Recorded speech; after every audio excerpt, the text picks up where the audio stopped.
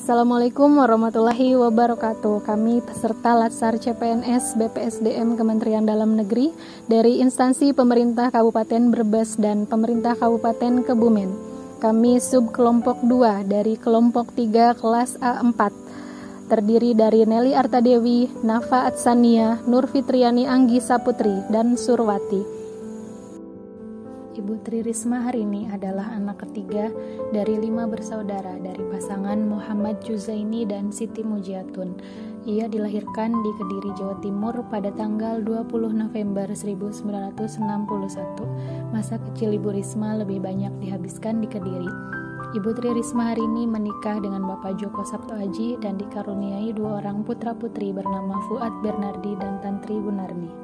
Beliau adalah mantan wali kota Kota Surabaya wanita pertama yang menjabat sejak tahun 2010 sampai dengan tahun 2020. Saat ini, beliau menjabat sebagai Menteri Sosial Republik Indonesia sejak 23 Desember 2020 sampai dengan sekarang. Ibu Tri Risma hari ini menempuh pendidikan dasar di Sekolah Dasar Negeri Kediri, Sekolah Menengah Pertama Negeri 10 Surabaya, dan SMA Negeri 5 Surabaya. Lalu beliau melanjutkan pendidikan sarjana di jurusan Arsitektur Institut Teknologi 10 November dan pasca sarjana Manajemen Pembangunan Kota di Institut Teknologi 10 November. Pada 4 Maret 2015, beliau mendapatkan gelar kehormatan Dr. Honoris Causa dari Institut Teknologi 10 November Surabaya. Sederet prestasi diraih beliau. Pada masa kepemimpinannya sebagai Wali Kota Surabaya, beberapa prestasi diraih. Tahun 2011 hingga 2018 meraih Piala Adipura. Tahun 2012 membawa Surabaya menjadi kota yang terbaik partisipasinya se-Asia Pasifik.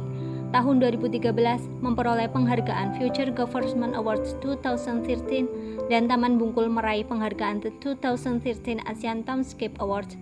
Pada tahun 2014, beliau dinobatkan sebagai wali kota terbaik di dunia dan Surabaya menerima penghargaan International Future City versi FutureGov. Tahun 2015, beliau dinobatkan sebagai wali kota terbaik ketiga di dunia versi World City Mayor Foundation, masuk jajaran 50 tokoh berpengaruh di dunia, dan menerima anugerah tanda kehormatan bintang jasa utama, memperoleh penghargaan anti korupsi.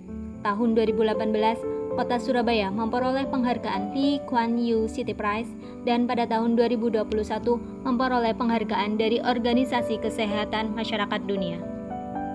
Beliau adalah sosok yang visioner. Pada saat menjabat wali kota Surabaya, banyak membuat gebrakan agar terwujudnya pelayanan yang berkualitas, yaitu mudah dan cepat. Salah satunya dengan membuka mall pelayanan publik yang bertujuan untuk memberikan kemudahan, kecepatan, keterjangkauan, keamanan, dan kenyamanan kepada masyarakat. Hal ini sesuai dengan prinsip pelayanan. Kalau bisa dipermudah, kenapa dipersulit? Ibu Tri Risma hari ini adalah sosok yang akuntabel. Integritas beliau sudah terbangun sejak awal berkecimpung di dunia pemerintahan.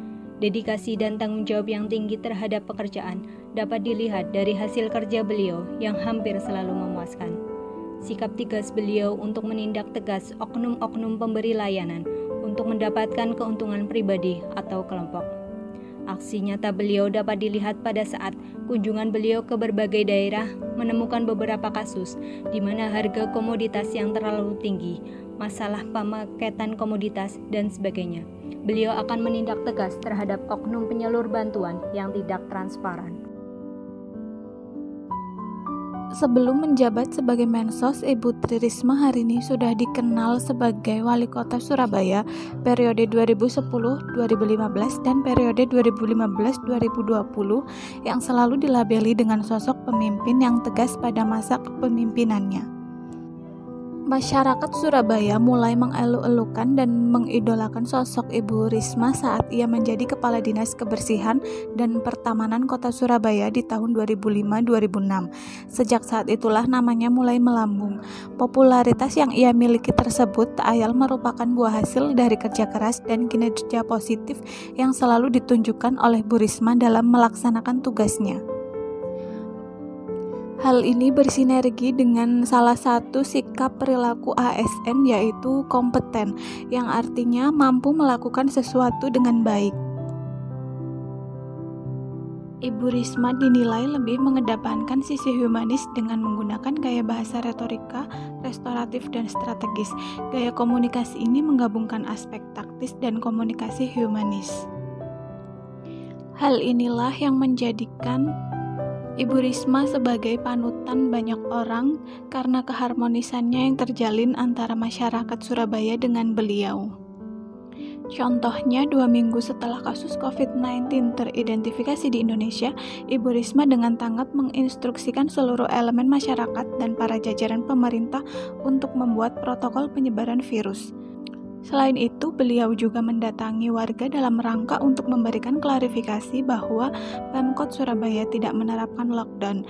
Hal tersebut mempertimbangkan aspek ekonomi masyarakat Surabaya. Contoh lainnya adalah Ibu Tri Risma hari ini juga menyambangi lokasi longsor di Desa Cipelang, Kabupaten Bogor. Beliau langsung mendatangi rumah korban yang terdampak longsor pada tanggal 23 Mei untuk memberikan bantuan kepada yang terkena dampak longsor. Ibu Tri Risma hari ini sebelumnya pernah menyatakan menolak menjadi menteri karena ingin menyelesaikan masa jabatannya sebagai wali kota hingga awal 2021. Menurut Ibu Risma, dirinya tidak ingin mengingkari amanah yang sudah diberikan warga Surabaya ke pundaknya ketika ia dipilih sebagai wali kota. Inilah kenapa Ibu Risma dapat memberikan contoh teladan sikap loyal kepada kita. Jika kita sedang membahas gaya kepemimpinan, kita akan selalu teringat dengan gaya kepemimpinan Tri Risma hari ini, atau yang biasa kita kenal dengan Ibu Risma, saat menjabat sebagai wali kota Surabaya. Siapa yang tidak kenal beliau dengan gaya kepemimpinannya yang dapat mengikat hati para masyarakatnya, menggunakan kepemimpinan yang demokratis dan adaptif, di mana kepemimpinan adaptif adalah kemampuan pemimpin untuk mengakomodasi semua kepentingan masing-masing peserta dalam rangka mencapai tujuan bersama dan mengelola kepentingan politik di dalam organisasi dan masalah kekuasaan di dalam serta di luar organisasi untuk menghasilkan kolaborasi. Oleh karena itu, Ibu Risma banyak melakukan perubahan dalam birokrasi untuk beradaptasi di era digital seperti pada saat ini. Itulah contoh teladan dari sikap adaptif Ibu Risma. Kolaboratif yang dilakukan Bu Tri Risma hari ini yaitu yang pertama, Ibu Risma mengajak kerjasama dengan Institut Teknologi Surabaya dalam program kerja Kemensos terkait pengadaan inovasi teknologi untuk membantu akses transportasi dan ketersediaan air di daerah 3T. Yang kedua, Ibu Risma meluncurkan program strategi Kementerian Sosial dalam mencegah korupsi bantuan sosial selama PPKM dengan adanya kolaborasi dengan Kementerian Dalam Negeri untuk pemadanan NIK penerima bansos.